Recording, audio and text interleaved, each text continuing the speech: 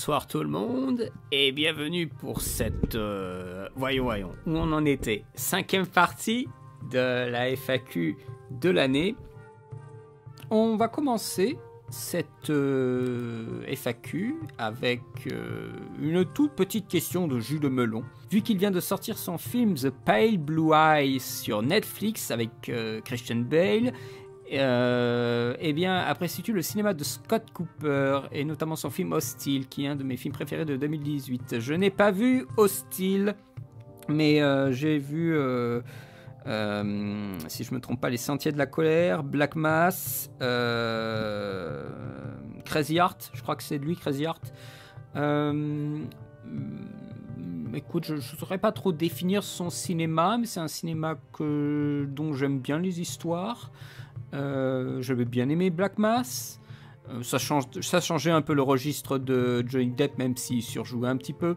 Mais moi, ça me faisait plaisir de le voir dans d'autres configurations. Comment je pourrais dire ? Oui, c'est un cinéma qui ne me fait pas presser de voir, mais qui est agréable et dont j'aime bien les histoires. Voilà. Mais c'est vrai qu'il faut que je rattrape Hostile.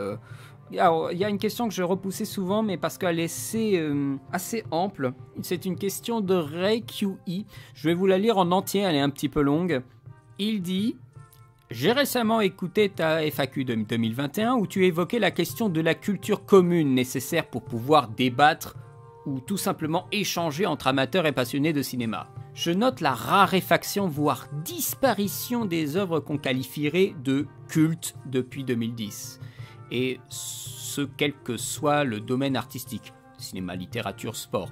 Là, depuis 2010, c'est absolument normal, à titre personnel, qu'on ne puisse pas constater des choses cultes parce que c'est trop récent. Bon, je continue. Il me semble que les qualités intrinsèques des œuvres ne sont pas la cause, mais plutôt notre rapport à l'époque dans laquelle on vit. Les œuvres brillantes continuent à fleurir, mais elles peinent à trouver une place solide dans la culture et mémoire commune. On peut probablement expliquer le phénomène par l'abondance de l'offre, la difficulté à créer du nouveau, l'injonction à l'originalité, les ambitions commerciales, la culture du jetable, zapping, le peu de place laissée à l'attente et à la réflexion. Un film ou une création artistique pourrait-il encore devenir culte, classique, une référence aujourd'hui ? Si oui, quelles seraient les qualités et caractéristiques nécessaires ? Aurais-tu des exemples d'œuvres sorties après 2018 qu'on qualifierait de culte en 2030 ? Sommes-nous en train d'assister inéluctablement à la congélation, j'aime bien ce mot, la congélation de la culture commune, partagée, de référence, qui a cessé son expansion depuis les années 2010 ? Transposée dans le domaine du sport, la question pourrait être: est-ce que la génération Federer, Nadal, Messi, Ronaldo est-elle la dernière à produire des figures dites de légende ? Eh bien, il se trouve que récemment, on a eu Mbappé, donc on est plutôt bien au niveau légende et futur classique. Non, je pense que la réponse à ta question première, c'est le temps. Il faut laisser le temps se faire, parce que des films résonnent peut-être pas immédiatement avec leur époque, mais avec un peu de recul, c'est-à-dire laisser du temps à l'œuvre, eh bien les choses émergent, les choses deviennent des classiques.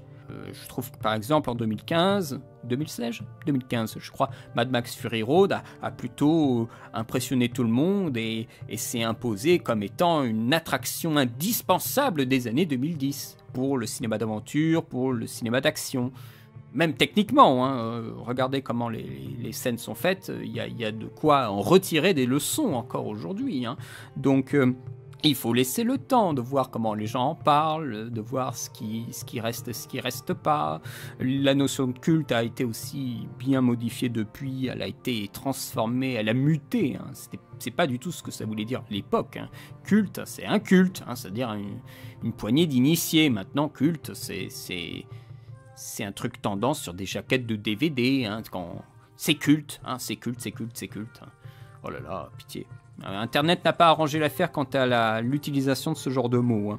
Tu évoques d'autres choses qui me donnent une résonance, qui donnent résonance à d'autres petites notes que j'avais prises, notamment une note très intéressante de Alexandre Masson, qui était un critique qui est intervenu dans les États généraux du cinéma. Si vous ne connaissez pas ce que c'est que les États généraux du cinéma, je vous invite à voir le live qui avait été fait sur un regroupement, une réunion de professionnels de toutes sortes du cinéma. Il l'avait fait en automne dernier. Ce critique, il a dit que lui, ça l'angoissait beaucoup la façon dont on parlait de cinéma, parce que certains parlent de films, d'autres parlent de contenu. Comment peut-on dialoguer quand on ne parle plus la même langue ? Que le film serait devenu le contenu. Ça, c'était aussi une question qui est sous-jacente à ce que tu dis. Je pourrais même aller peut-être un tout petit peu plus loin. On est toujours, et vous l'avez vu cette année, comme dans tous les fins d'année, tous les ans, c'est le même train-train, les tops et les flops de films, et pas simplement une liste de films remarquables avec tous les titres et après on les commente les uns après les autres. Non, top et flop de films convenables ou pas convenables. Le pire, c'est qu'ils prennent du temps pour revenir sur des trucs qu'ils n'ont pas aimés. C'est ça qui est hallucinant.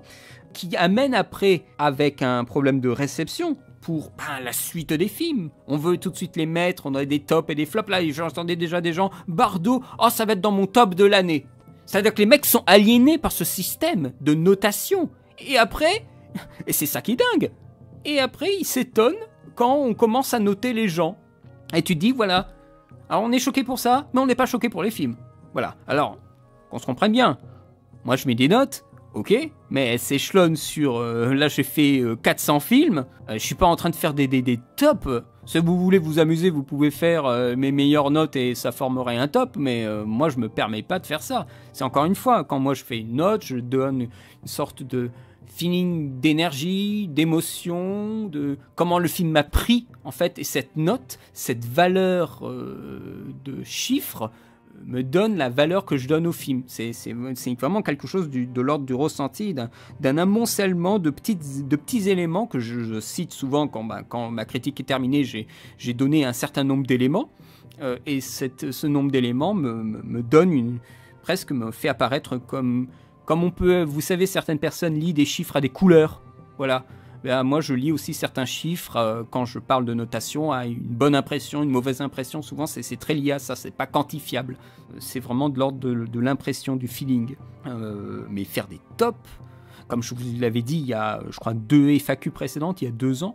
Si tout d'un coup, je devais faire une liste de grands films, les 50 meilleurs films, je vous donnerai les 50 directs. Voilà, vous auriez tous les titres, sans avoir du plus ou moins ou tout ça. Et après, je commenterai film après film ce que moi je pense du film, si c'est important ou non. Là, je m'égare un petit peu sur ces questions de top, mais c'est dans la même connerie, hein. C'est dans la connerie du contenu plutôt que parler des films. Et il est plus difficile d'avoir maintenant un tronc commun culturel à cause de la diversité d'offres et d'avoir les moyens de discuter de plus d'œuvres quand on est cantonné toujours à la même culture. Vous savez, à tous ces films qui reviennent mais sans cesse. Et que des youtubeurs les cultivent. Il y a des youtubeurs qui cultivent cette culture, cette pop culture, alors qu'ils devraient sortir de là. Mais ils sont bien trop douillés peut-être pour le faire. Et moi, ça me pose un problème, en fait, si je veux discuter, par exemple, avec des plus jeunes. C'est très, très rare que quand je rencontre des plus jeunes, j'entends par des plus jeunes 20 ans ou moins, de rencontrer des gens avec qui je peux parler d'autre chose que Marvel bidule, quoi. Les trucs... Marvel bidule, c'est un peu réducteur. Les trucs très médiatisés. Après, je dis ça, mais j'ai 10 ans de plus que beaucoup de gens, là. J'ai bientôt 34 ans, donc bon, faut se faire une idée aussi. Je suis vieux. Mais c'est quand je veux garder un contact avec des jeunes générations, je me sens obligé de parler leur dialogue et du coup de voir des merdes. Mais est-ce qu'ils feraient de même s'ils voulaient parler avec moi ? C'est-à-dire voir des films plus anciens que la date de naissance de leurs parents ? sans aller peut-être jusqu'aux parents, hein, mais... Enfin, quoique maintenant, des jeunes qui naissent en 2000 ou 95, bon, 95 c'est déjà un peu plus vieux, mais qui naissent dans les années 2000, bah oui, mais c'est ça, c'est ce qu'on appelle l'âge, et c'est peut-être moi qui ai du mal à accepter que je sois plus vieux et que je sois un peu, comment dire, hors sol. Mais en même temps, c'est frustrant, parce que comme dit justement Rekoui, il y a un problème de descente, en fait, de qualité, qui est notable de façon générale. Les films les plus matraqués ne sont pas les films les plus futés, dans leur façon dont ils ont été conçus, dans la façon dont ils sont racontés, l'histoire même. Il y a très très peu de cas où ça arrive, hein. Je trouve par exemple le dernier Avatar est assez... je retape sur Avatar un petit peu sur le coup, mais Avatar est assez désolant. Le Way of the Water, le scénario est assez désolant, je trouve, hein. Pour une histoire quand même censée faire un travail de fluidité, où on attend James Cameron de ce côté, faut dire que ce n'est pas très folichon. Et je vois tous ces gens qui font des tops, où tout ce qu'ils ont retenu de l'année, c'est des trucs qui ont été très médiatisés. Des fois, il y a un machin qui se perd comme ça, un petit peu par hasard, mais j'ai vu beaucoup de tops où on a toujours les mêmes films qui sortent. Je pense, en fait, il y a aussi un manque de curiosité. Alors, ce serait au but du youtubeur de le faire, mais il y en a qui ne le font plus. Il y en a qui même nous ont dit clairement que ce n'est pas leur boulot, notamment Durandal, là, dans sa dernière vidéo d'ailleurs. Il lui faut 2 jours pour se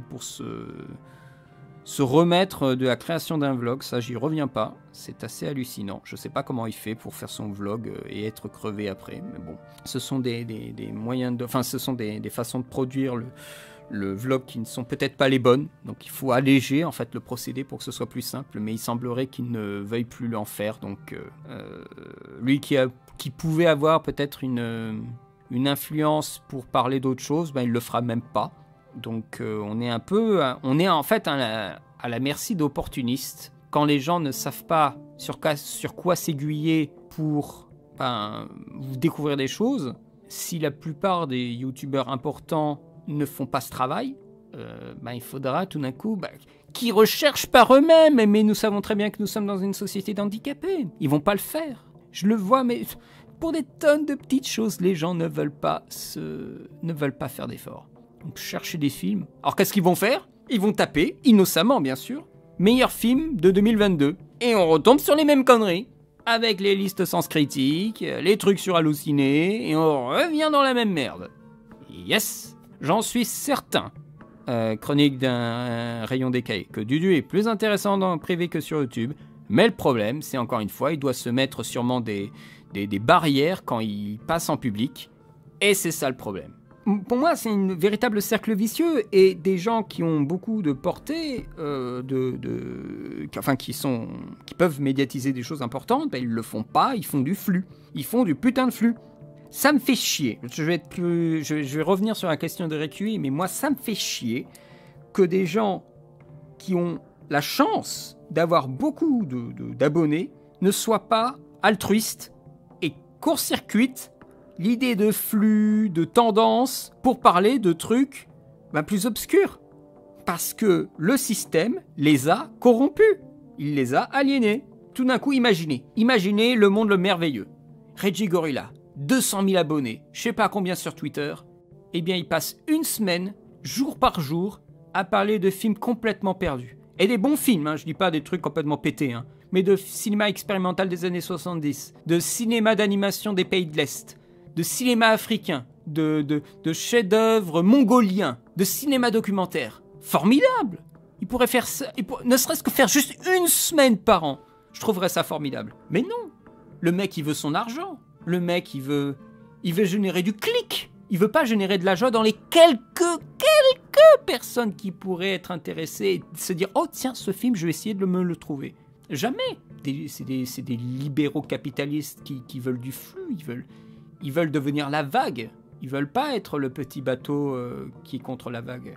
Ils veulent pas être le petit flot. Non, ils veulent être la grande vague qui emporte le bateau de Georges Clooney dans En pleine tempête. Mais ça, c'est pas possible. Enfin, c'est possible précisément, il le fait. Mais C'est moralement, artistiquement pas possible. C'est crispant et c'est frustrant. C'est frustrant il y a tellement de films qui nous passent sous les yeux et ils tombent dans l'oubli. Comme je vous avais dit, là j'ai dans ceci des restes du cinéma Odyssée, que des trucs, j'ai jamais vu ces films. J'ai jamais vu ces films. Attendez, qu'est-ce que c'est que ça? Je vais vous lire quelques titres de films. Sûrement vous avez jamais entendu parler de ces films.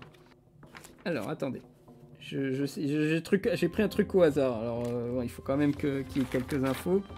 20e quinzaine du cinéma espagnol et latino-américain. Alors, qu'est-ce qu'il nous a choisi? Le Farruko Altai, alors c'est 25 mars et avril 2009. Alors ça fait une page. Il y a L'Orphelinat, ça c'est plutôt connu, de Juan Antonio Bayona, 2008, hein, un truc fantastique. Capitaine à la Triste, connais pas du tout, 2005, USA-Espagne. Au XVIIe siècle en Espagne, Diego Alatriste, valeureux soldat en service de Sa Majesté, fait la promesse à son ami mourant de s'occuper de son fils Inigo.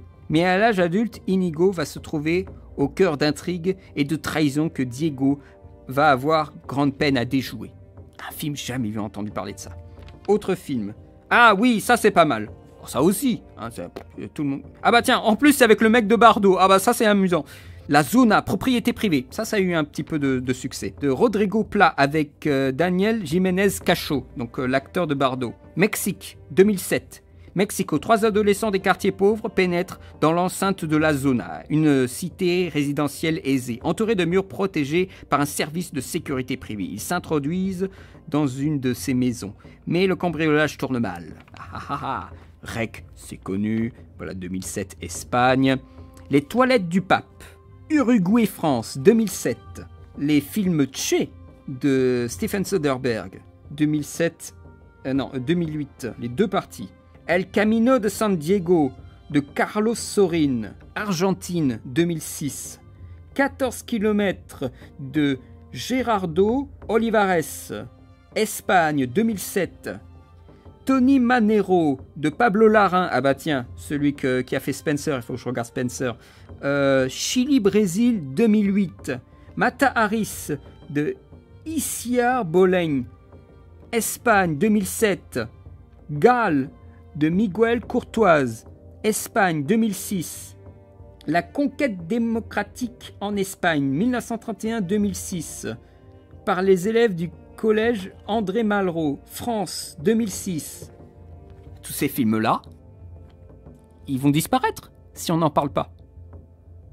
Et ça, on peut pas tout faire, bien sûr, vous me comprenez. Ça, c'est qu'une petite page sur la trentaine de pages que j'ai là devant moi. Tout ça, tous ces films, ils vont disparaître si on ne fait pas un petit peu attention à essayer d'en médiatiser le plus possible. C'est en cela que Samir de la chaîne Microciné, je trouve très très important, il dit qu'il veut arrêter dans 4 ans, je crois, la chaîne Microciné, mais ça va être très dur de le voir partir, alors qu'il vient d'arriver. Mais il faut se projeter dans le futur. Si ça se trouve, dans 4 ans, on sera tous morts, mais il y a un vrai problème de communication autour de tout un pan de cinéma et de médiatisation. C'est-à-dire les gens croient que ça n'existe pas et balancent après, oui, le cinéma c'est ça. Mais non, les gens croient que la 3D et le HFR c'est une révolution. Enfin, par exemple, Avatar révolutionnaire. Ah, je retape un peu sur Avatar parce que bon, c'est bon. Non. On est sur 0,0001% de cinéma mondial qui va avoir cette technologie. C'est pas de la révolution, ça n'existe pas. C'est rien. Et il y a plein de cinémas qui n'en auront pas besoin pour raconter des histoires. La vraie révolution pour le cinéma, ça a été le passage en numérique. Le montage numérique, adieu la pellicule. Ça a été vraiment quelque chose qui a changé. Ça a été une révolution. Moi, ça m'angoisse, cette perspective de ne pas pouvoir parler aux autres. Alors, si je devais parler à un jeune, il faut que je regarde des Marvel. Parce que sinon, je me coupe de lui. Et je le vois bien à une toute petite échelle avec mes neveux. C'est Iron Man, un Hulk, hop. Ils ont la Marvelite maintenant. C'est bon. C'est fini. Mon frère les a corrompus au Marvel et au Star Wars. Oh, ils ont le moyen encore de remonter la pente, mais ce sera dur. C'est comme de l'héroïne. Quand on est piqué, c'est compliqué d'en sortir. Mais il y a moyen, il y a moyen. Mais c'est que ce sont des films tellement impressionnants pour des petites têtes vides. Bah, quand il n'y a pas grand-chose dedans, bah, ça se remplit vite de marvelerie et de Disneyerie. Je reviens encore sur... J'ai l'impression de tourner autour du pot, du cœur de la question de Requiem, mais c'est quelque chose de toute façon qui va me travailler pendant des années, hein, cette question, parce que plus je vieillis, plus je m'éloigne de générations qui continuent à parler de cinéma, et je voudrais rester en fait en communication avec ces générations-là. Et donc ces questions, en fait, du tronc commun, je me les pose. Et la question aussi, du coup, que je me pose, c'est quel âge tu as, Requiem? Si tu regardes, si tu écoutes cette réponse, quel âge tu as par rapport à cette interrogation que tu me fixes, là, dans ta question de FAQ. Alors bien sûr, là, ça pourrait être posé aussi par quelqu'un de jeune qui se rend compte qu'il y a un problème, hein. Moi, c'est une question globale de tronc commun pour communiquer avec l'autre. Alors celui qui connaît plus peut prendre les armes de celui qui connaît moins pour parler avec lui. On en revient à la question de l'élitisme qui doit se mettre au niveau de celui qui sait moins. Pour moi, c'est tout à fait normal. Et certains diraient qu'il n'y a pas d'élite, mais moi, je suis catégoriquement contre cette idée. Mais après, il y a l'élite qui est bienveillante et l'élite qui laisse les gens mourir dehors et qui dit « Donnez-leur des quoi déjà ? De la brioche, voilà, c'est ça. Donnez-leur de la brioche, hein, tout en restant dans sa tour d'ivoire. » Et puis élite, bon... C'est très relatif aussi, on est toujours l'élite de quelqu'un d'autre. Mais c'est comme dans les classes sociales, hein. Il y a toujours plus riches que nous, hein. Mais on s'en rend pas compte tant qu'on n'en a pas rencontré un. Moi j'en ai rencontré certains, moi ma cinéphilie elle s'est tout de suite calmée, hein. Mais après la personne n'était pas... ne jouait pas sur la plus grande culture qu'elle avait quand j'ai communiqué avec elle. Donc ça c'était plutôt agréable. Donc passer les premiers instants, ça s'est mieux passé par la suite. Et ça, c'est très agréable. Bah, c'est quelqu'un qui est intelligent et qui sait raisonner au diapason. J'aime bien cette expression, raisonner au diapason. C'est vraiment l'idée de s'aligner, d'être en parallèle de l'autre. Phrase jamais prononcée d'ailleurs, le coup de la brioche. Oui, je sais bien, je crois que c'est dans le film de Sofia Coppola, non? Un film pourrait-il encore devenir culte, un classique, une référence? Oui. Mais il faut lui laisser du temps. Je pense que c'est ça aussi. Et il faut aussi que tout ce qui est à l'attrait de la hype et tout ça, vous savez tous, quand il y a une effervescence à la sortie d'un film, souvent ça brouille les cartes et on a l'impression qu'il est culte, classique instantanément. Non, ça se fait dans le temps. Ça se fait dans le temps. Après, il y a aussi un autre paramètre qui est très vicieux, ce sont les mêmes Internet. Je trouve dans la réception d'un film, là on dit 300 c'est culte. Non, c'est les mêmes 300 qui sont cultes. C'est pas le film en lui-même. Le film en lui-même, il n'a quasiment pas de valeur. Il n'a de valeur que parce qu'il y a des petits zigotos qui ont abusé du même This is Sparta et d'autres trucs comme ça pendant tout du long. Hein. D'ailleurs, c'est peut-être à cause de ces mêmes Internet, de sa quasi-présence partout sur le net avec ces mêmes-là, et c'est les musiques Sparta et tout ça. Enfin, les gens qui savent de quoi je parle en 2008, ils savent très bien de quoi je veux parler. Hein, des musiques Sparta remix machin, ils savent très bien. C'est peut-être grâce à ça qu'on a eu un deuxième film 300. Hein, mais il y a des films comme 300 qui n'ont pas du tout de valeur, mais parce que sur Internet les a montés en bourrichon que c'est devenu une sorte de culte un peu mal placé, quoi. Je veux dire, j'aime bien la chute, mais il faut dire ce qui est. La chute n'a aucune valeur, mais parce qu'il y a eu le sketch avec... comment il s'appelle l'acteur, là? Vous savez, l'acteur allemand qui s'énerve en Hitler, que c'est devenu super culte et que les gens connaissent le film. Et encore, je devrais dire connaissent le film. Ils connaissent des fois même pas le film. Ils ont juste vu la scène. Il y a aussi toute cette énergie de la sortie de film. Bruno Ganz, merci Johan, je me rappelais plus. Il était suisse, merci de me corriger, merci sur... Voilà, Bruno Ganz, quoi.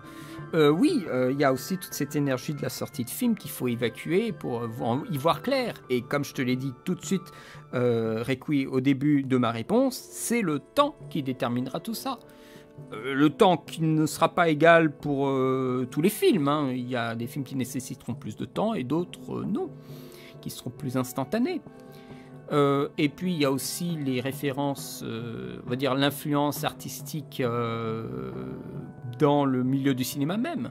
Je veux dire, Avatar a une influence artistique considérable sur l'utilisation de la performance capture.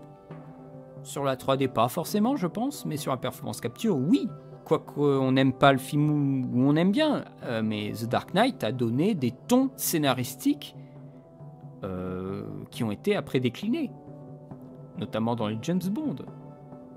Sam Mendes avait dit ouvertement, quand il a fait Skyfall, qu'il était très séduit par l'ambiance des films de Nolan et instillé un ton qui est présent chez Nolan dans les films James Bond.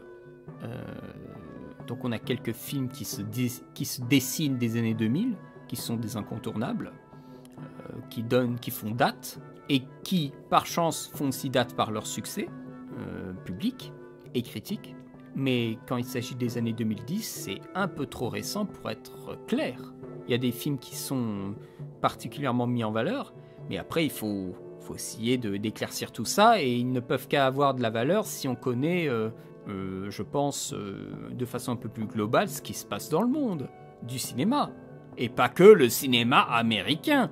Ça, c'est aussi un grave problème. Je l'ai vu, en fait, je me suis fait quelques piqûres de cinéma d'autres pays, là, ces derniers temps, pendant notamment les vacances de Noël, pour me rendre compte à quel point mon regard est complètement dégénéré. Je suis complètement aliéné par le cinéma américain. Sur les structures narratives, sur la façon dont on doit construire quelque chose, notamment l'action. Et on revient sur les mêmes références et tout ça, et j'en reviens, comme tu disais, la congélation. Mais de façon plus globale, la congélation de sa sensibilité. Et de la façon dont on crée des émotions. Parce que le temps, c'est de l'argent. Parce qu'on a sacralisé le temps, alors qu'on vit plus longtemps, même si, à mon sens, on ne devrait pas vivre plus longtemps. Mais on a sacralisé le temps à un point où on ne prend plus le risque de potentiellement s'emmerder pour la découverte. On entend les gens optimiser votre temps, la vie est trop courte, toutes ces conneries. Alors, je suis pas d'accord. Mais c'est parce que c'est un temps qui est généré par l'ordinateur. Et dans un rythme machine, il y a l'optimisation qui prime sur toute autre forme de considération. Or, l'art n'est pas un art machine. L'art est un art humain. Et quand on fait de la réception d'œuvres, qu'on regarde des films, on n'est pas là pour faire de l'optimisation. On est là pour découvrir de la sensibilité. Mais ça va dire ça à des gosses de 15 ans. Surtout quand les parents n'en foutent pas une. Et on en revient après à des gens qui sont trop coincés. Et ça, c'est un problème qui a tellement de facteurs à prendre en compte et à modifier pour qu'on aille dans le droit chemin que c'est quasi impossible. Alors, à des petites échelles, on essaye de faire découvrir des films. Moi, avec ma petite chaîne, des fois, il y a des gens qui sont contents que j'ai parlé d'un film, ou qui me remercient peut-être d'avoir questionné un film connu, peut-être d'une autre façon, ou d'avoir médiatisé un petit film par-ci par-là. Sur l'année, je fais 3-4 films qui sont vraiment pour moi des trucs très très petits. Je devrais peut-être en faire plus, je ne sais pas. Mais vu le temps que je prends des fois pour écrire, c'est trop long pour moi. Et plus on avance, plus il y a de films à voir. Donc il faut faire des choix. Mais des fois, c'est bien de ne pas en faire et de se laisser aller. Et moi, je me rappelle en fait de cette période de 2005, 2006, 2007, 2008 où je regardais plus de choses variées que maintenant. Parce que j'étais dans un mood où j'étais plus apte à rencontrer la sensibilité de l'autre. J'étais aussi formé parce que j'avais l'université et l'option d'audiovisuel au lycée qui m'avait formaté à voir plus de choses. J'étais formaté dans le bon sens. Et là, ce n'est pas le cas. Alors que là, Internet délivre à plein poumon beaucoup de films. Je n'arrive pas à trouver l'énergie pour... je sais pourquoi. Là, ça en revient à des trucs un peu plus privés, mais c'est parce que la vie, elle est difficile ces derniers temps quand même.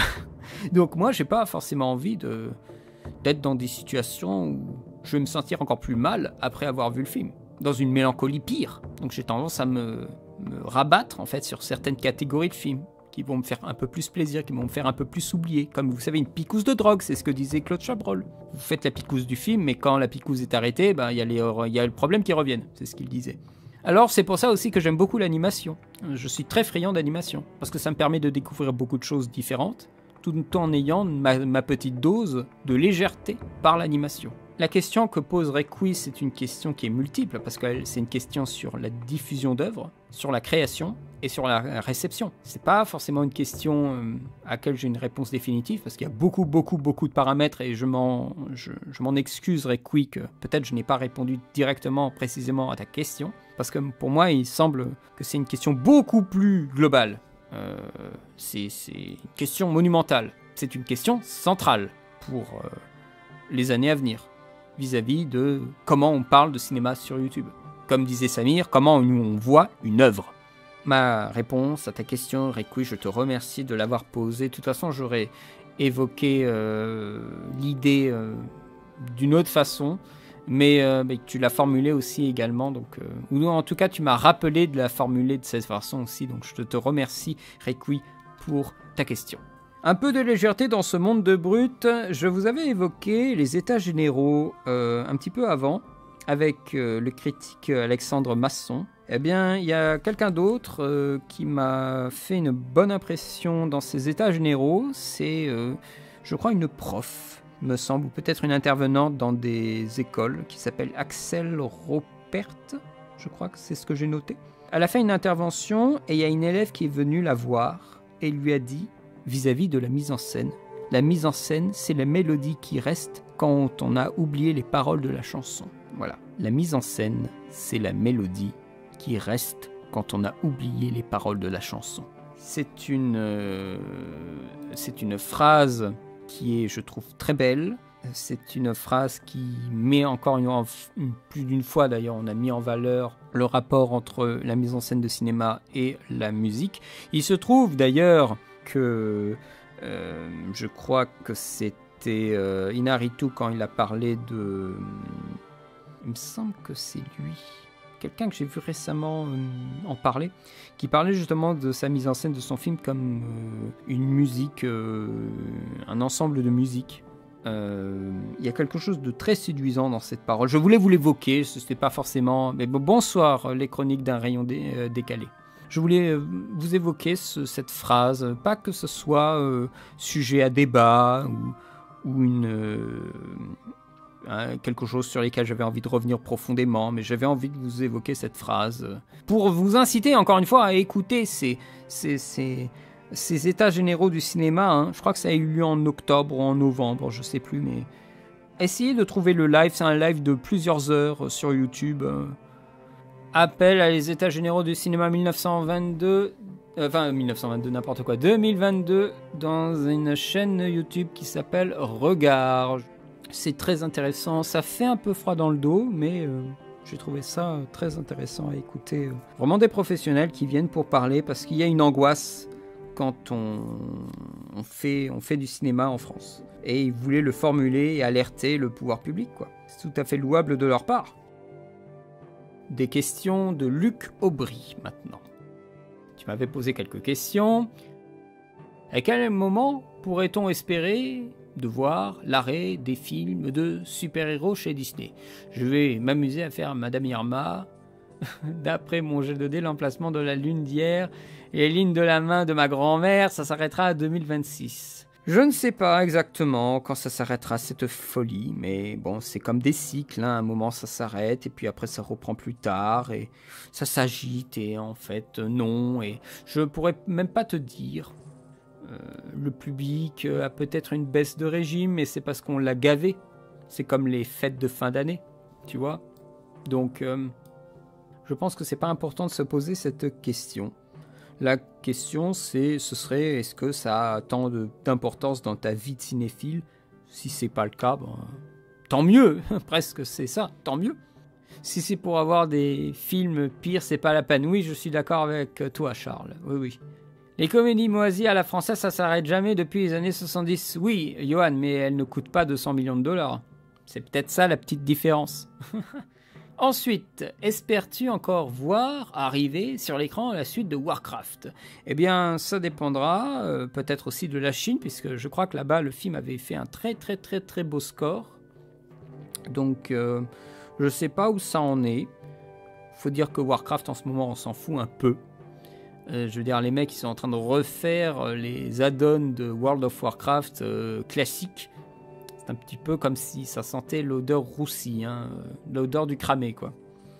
Donc moi je pense pas que ce soit à l'ordre du jour du tout.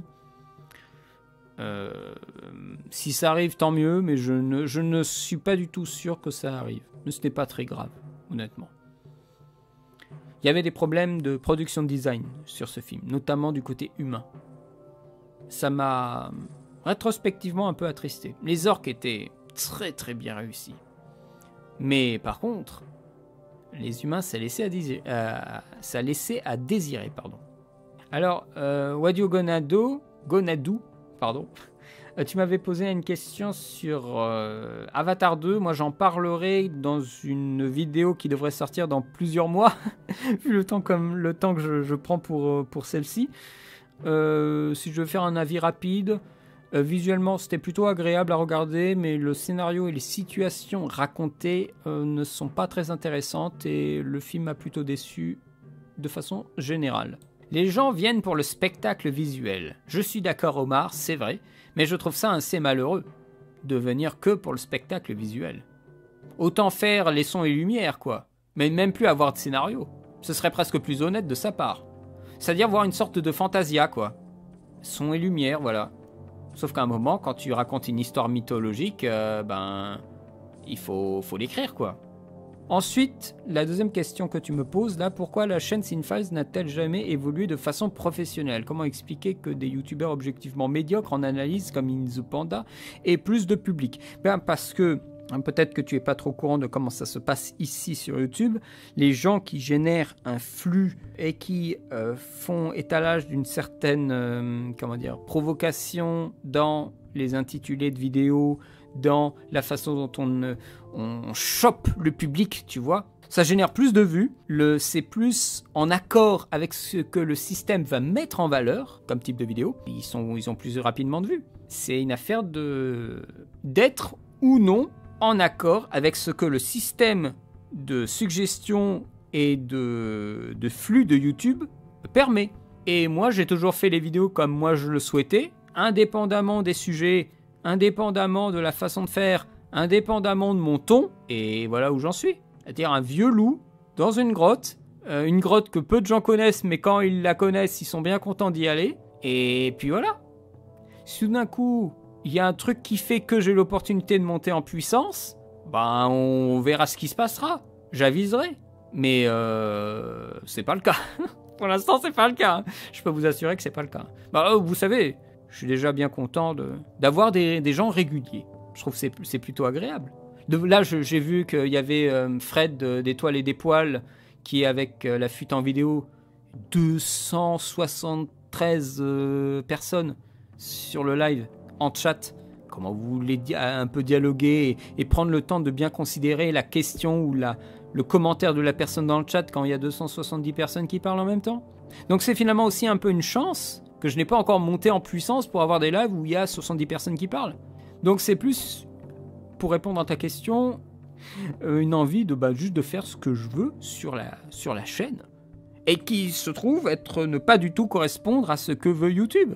Donc c'est pour ça que je suis dans les abysses. En plus, je me suis pris des strikes, donc j'ai peut-être été shadowban de YouTube. Donc voilà. Hein.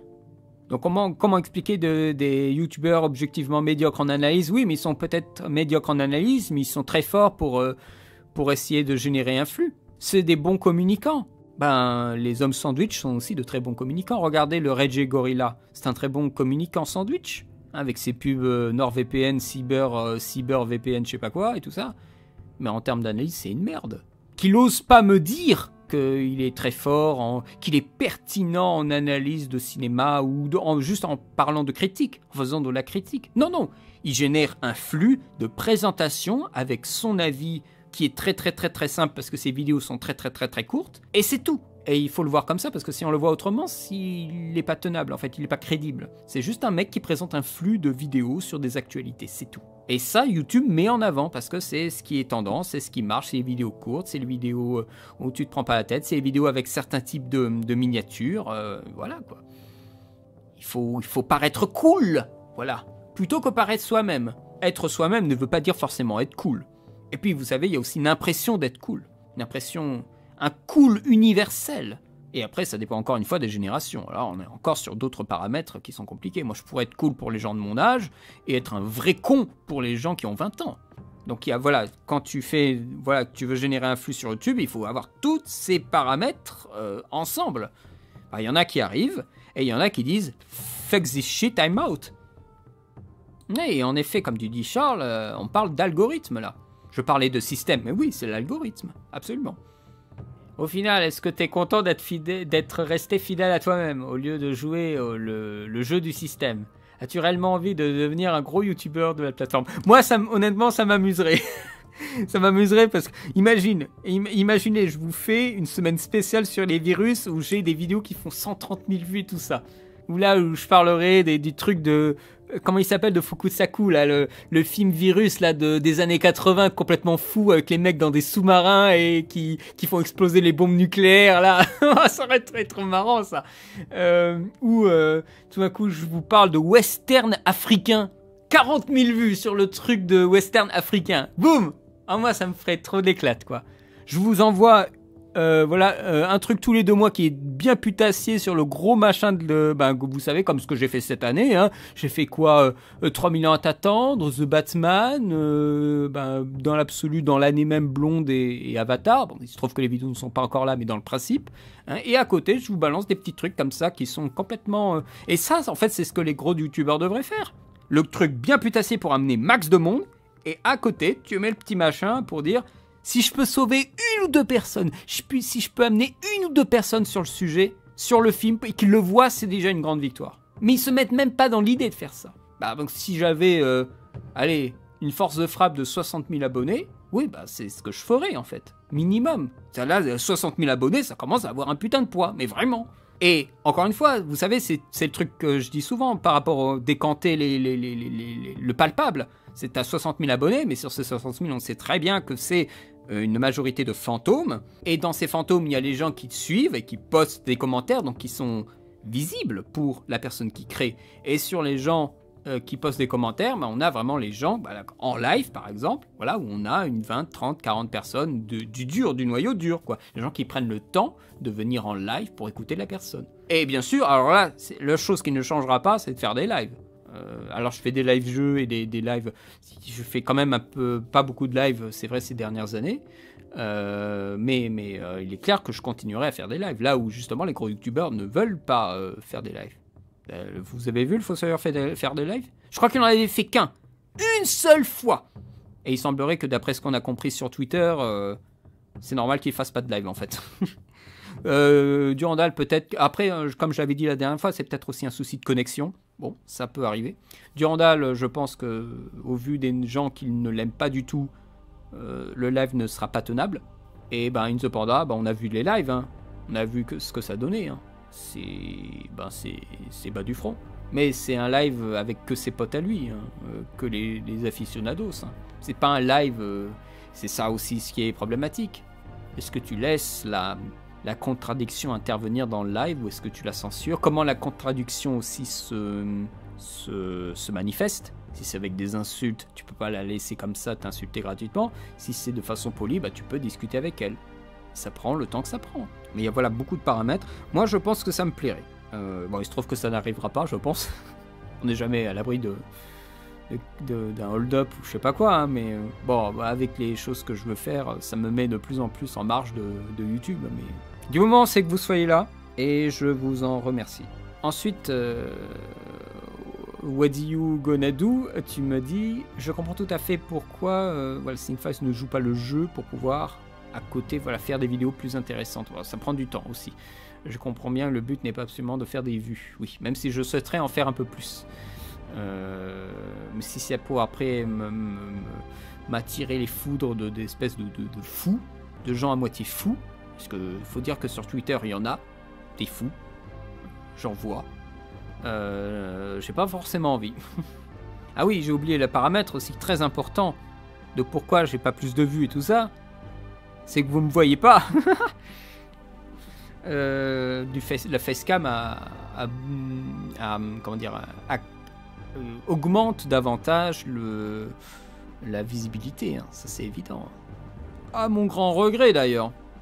Ah oui, mais je prends Reggie Gorilla, mais Clapman, c'est la même chose. Oui, en effet, Charles, tu évoques la question du chiffre, les gens obsédés par les chiffres. Je crois que Antoine Goya avait évoqué carrément le terme aliéné. Les gens aliénés. Vous savez, c'est comme le chiffre compétitif dans Nakoi Katsi, hein, de Geoffrey Reggio. Hein. Le chiffre a remplacé notre bon sens. Oui, Game Focus, oui, alors lui, il a émergé. C'est quelqu'un qui travaille dans le milieu, donc ça rassure sur certains propos. Sa dernière vidéo sur qu'est-ce que le cinéma, là, je l'ai partagé sur mes réseaux. C'est quelque chose qui détient des clés de discussion très intéressantes où il parle justement que la popularité ne veut pas dire la qualité et qu'il y a une confusion entre les deux. Ça, c'est très juste. C'est évident quand on baigne dans la réception et qu'on voit beaucoup de films et comment les gens en parlent. C'est évident de le voir. Mais c'est vrai qu'il le formule. Il le formule là officiellement, directement. C'est très très bien de l'avoir formulé comme ça. Il a une bonne mentalité. J'espère qu'il ne se fera pas avoir sur la longueur par le système. Mais lui, il a vraiment beau... Voilà, encore une fois, des belles découvertes. Là, il y a des gens qui peuvent prendre le relais. Il y a des gens qui peuvent se hisser, en fait. C'est bien, ça. D'où vient ton avatar? Le petit personnage, là. Moi, ça vient d'un vieux jeu de LucasArts qui s'appelle Day of the Tentacle. C'est un point and click narratif sur des tentacules qui veulent conquérir le monde. Et donc, une bande d'amis vont partir dans le passé pour déjouer les plans de cette vilaine tentacule dominatrice. Mais le problème, c'est que la machine ne va pas fonctionner du tout comme prévu, et il y a un des personnages qui revient dans le présent, un personnage qui va dans le futur, et un personnage qui va dans le passé, au même endroit. Et du coup, ils vont devoir interagir avec cet endroit, dans le passé, dans le présent et dans le futur, pour se passer des objets et essayer de rentrer chez eux. C'est super amusant. Il y a une version remastered du jeu, qui est disponible sur Steam, qui est vraiment bien. Question suivante de Luc. Avec le temps, est-ce que tu t'es mis à lire un peu plus de romans? Spoiler, non. non, clairement non. J'arrive pas à dégoter assez de temps pour... Déjà que j'ai des bouquins de cinéma que je devrais lire que je n'arrive pas à lire. Donc les romans, non. Non. J'ai un bouquin en anglais sur une costumière de cinéma. J'aimerais vachement le lire, mais j'arrive pas. Parce que j'ai pas le temps. J'arrive pas à me dégoter du temps pour... Et ça me nécessitera encore plus de temps parce que le bouquin est en anglais. Donc voilà. Ensuite, question 4. Attention. Dans la vidéo du coin nord... Oh putain, rien que le secrétin des Alpes. Oh, il y a quand même des gens bien dans les Alpes. Sur Calamity, une enfance de Martha Jane Canary, il décrit le personnage de Madame Moustache, géologue propriétaire d'une mine d'or, comme le pire cliché de femme forte du Far West au bord de la faillite. Je reprends ces mots, le niveau zéro de l'écriture du personnage féminin. À aucun moment, il ne s'appuie sur des exemples de films ou séries qui le démontrent. Ça me donne l'impression qu'il invente tout seul un type de cliché pour faire son intéressant. Ça me fait demander comment se créent les clichés au cinéma. Et si de nos jours, on pourrait les créer avec ce genre de propos de personnes influentes? Oui, c'est vrai. On peut, en entendant quelqu'un qui nous semble être quelqu'un qui s'y connaît, sans que ce soit forcément le cas, on peut, étendre la bonne parole de cette personne influente. C'est pour ça que les influenceurs ont une responsabilité. Et une responsabilité aussi de se corriger. Ce cliché de la femme propriétaire, de la femme qui a du pouvoir, mais qui est quand même sous tension dans un récit, quand j'ai lu ta question, moi j'ai pensé à une femme. C'est pas parce que je connais un exemple que ça en devient cliché, hein, mais l'exemple de la femme à laquelle je pense, qui irait dans ce sens aussi du film d'animation Calamity, c'est la propriétaire du ranch dans L'homme qui n'avait pas d'étoiles, avec Kirk Douglas. Alors le contexte du pourquoi, de qui c'est et tout ça, je me rappelle plus trop parce que j'ai regardé des westerns un peu à la pelle cette année. Et dans L'homme qui n'avait pas d'étoile, on a cette femme qui contrôle le ranch, mais qui a des pressions en fait d'un groupe extérieur au ranch. Je crois que c'est pour une affaire de barbelés. Et on a cette femme qui est propriétaire. Et d'un terrain. C'est pas juste elle est propriétaire du saloon. Non. Elle est propriétaire d'un terrain. Donc c'est un exemple que j'ai comme ça, mais je pense que les gros fans de western pourront me donner toutes sortes de petits exemples. Je crois aussi que il me semble, je peux me tromper, mais il me semble que dans la première version de L'Appel de la forêt avec Charlton Heston, il y a aussi une femme forte qui ne se laisse pas faire et qui est propriétaire de quelque chose. Mais alors de quoi? Je me rappelle plus. Mais il y a quelques femmes voilà, qui ont du pouvoir, de l'influence dans ces films-là. Et je pense qu'il faisait référence à cette impression qu'il avait que ça existait mais sans pouvoir le nommer. Parce que ça nécessite de se souvenir, de revoir les films pour être sûr, des résumés. Voilà, autant n'emporte vent. Merci Johan. Je pense qu'il y a ces clichés-là, mais est-ce que les gens vont monopoliser leur mémoire pour se souvenir de ces films? C'est pas dit, mais ça émerge comme ça de leur tête. Après, quant au personnage même de Madame Moustache, oui, c'est peut-être un cliché, mais c'est pas un paramètre à prendre en compte pour dénigrer le film. C'est un personnage qui a une fonction forte. Lui il dit que c'est cliché, moi je dis que ça a une fonction forte. Voilà la façon dont on parle sans forcément être désagréable envers le film. Voilà, il faut utiliser un peu d'autres mots de vocabulaire, quoi. Elle accompagne le héros pendant une partie de l'histoire, et c'est tout. Le fait qu'elle arrive à s'en sortir et tout ça, ça fait partie de ces petits conflits à elle, mais c'est pas du tout important, puisqu'on suit Calamity. Donc, bon, j'ai écouté la vidéo de cette chaîne, c'est pas très intéressant. Les autres vidéos qu'il a faites, c'est pas très intéressant non plus, notamment sur les questions de l'animation. Je pense pas qu'ils connaissent grand-chose là-dedans. Et puis voilà, je sais pas ce que tu attendais de ma part vis-à-vis de la question même, mais c'est souvent sur le cumul de films que tu vois qu'il y a des choses qui se... Après, il faut mettre tous les films en correspondance, et c'est ça qui est dur pour après faire émerger un archétype pour certains, clichés pour d'autres.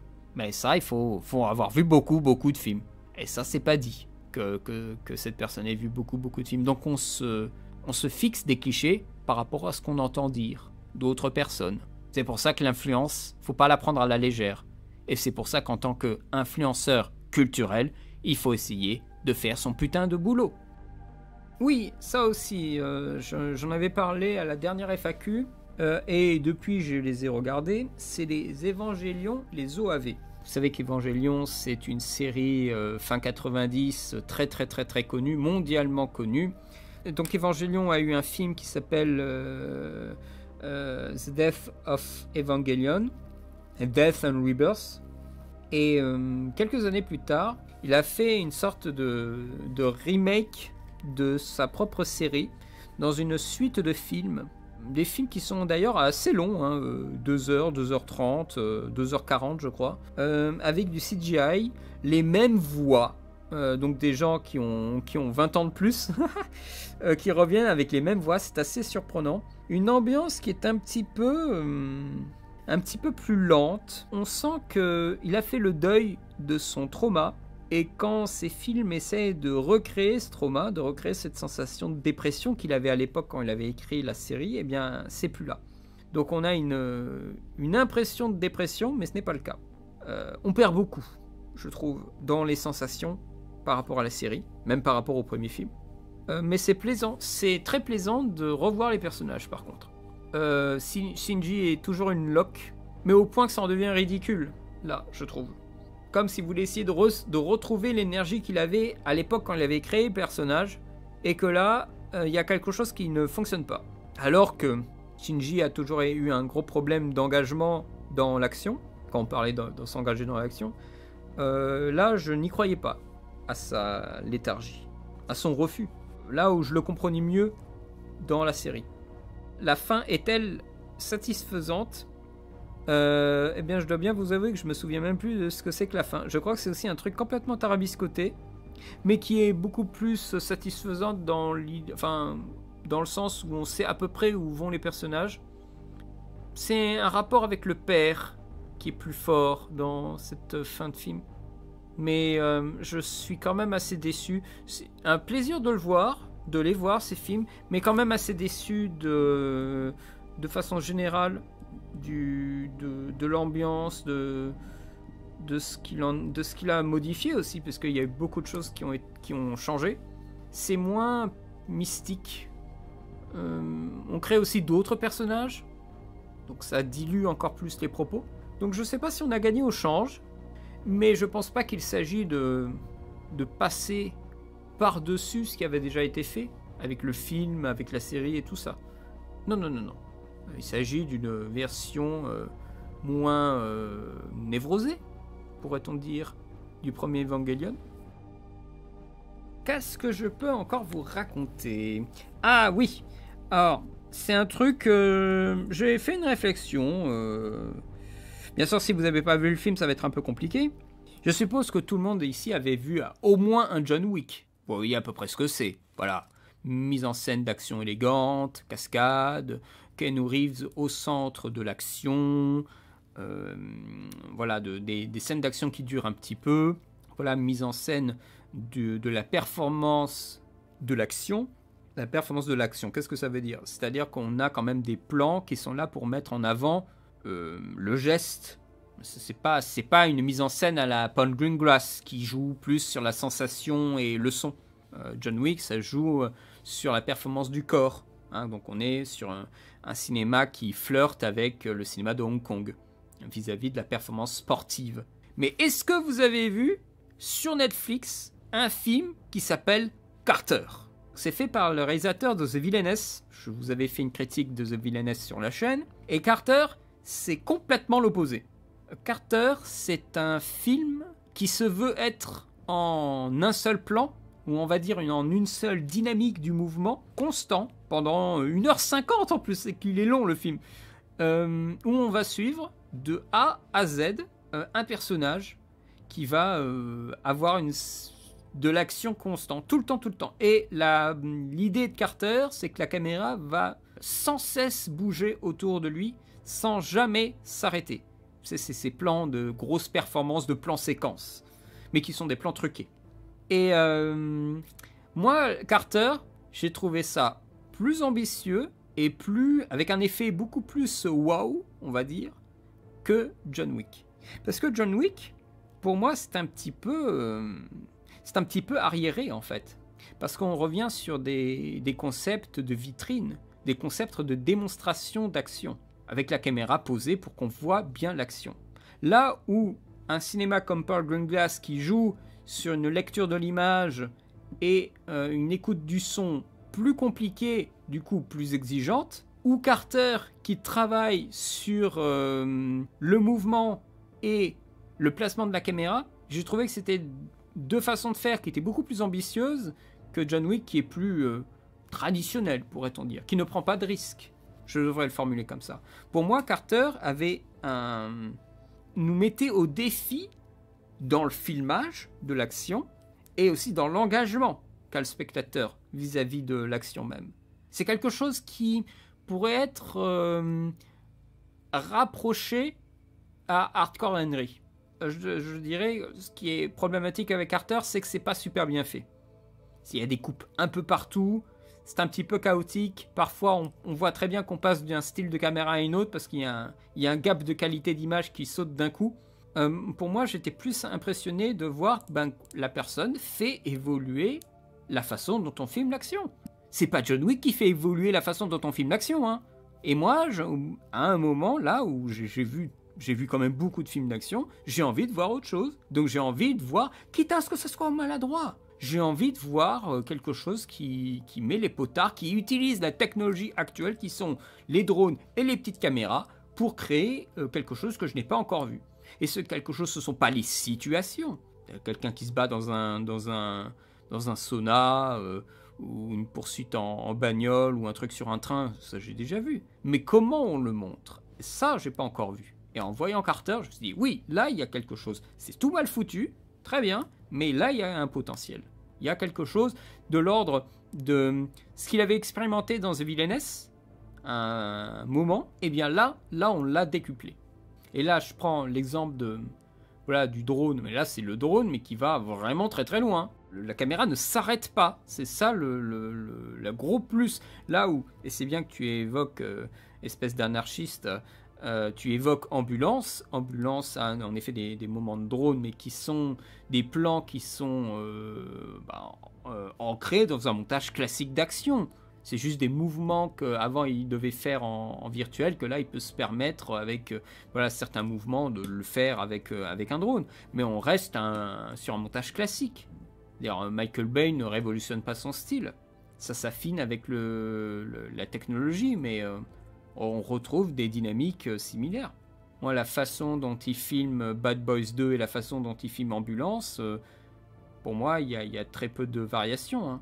Le drone est une des seules variations intéressantes, mais filmer au ras du sol, ça, beaucoup de gens l'ont déjà fait, hein. Et puis, encore une fois, ces moments de drone sont ancrés dans une scène qui est structurée dans un montage. Là où Carter n'a pas de montage. Enfin, en tout cas, l'idée du plan, qui est un plan en continu, ne devrait pas avoir de montage. Il y a des coupes partout, hein. Mais l'idée, c'est d'avoir le plan en continu. Dans les faits, il y a des coupes partout, parce qu'ils ont segmenté le plan séquence, et les coupes se voient, parce que le mec n'avait pas assez de budget. Mais l'idée est là. Ne serait-ce que, il faut le voir comme une curiosité, Carter.